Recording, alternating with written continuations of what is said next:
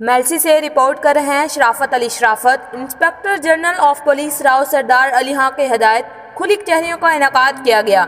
DPO Vehari Mohammad Tariq Aziz ने SDPO office Mailsi में खुली कचहरी लगाई गई। खुली कचहरी में शहरियों के मसाइल सुने और इनके हल के लिए मौका पर अहकाम जारी किए गए। खुली कचहरी में कायम मुकाम एसडीपीओ मेलसी हिजर हयात हराज और सर्कल मेलसी के एसएचओज ने भी शिरकत की। खुली कचहरी में साइलान, सिविल सोसाइटी नुमाइंदगान और शहरियों की एक सीटदार ने भी शिरकत की। खुली कचहरी के इनेकाद का मकसद पुलिस और अवाम के दरमियान इत्मीनान की फ़िज़ा को मज़ीद मुस्तहकम करना और मसाइल का हल यकीनी बनाना है।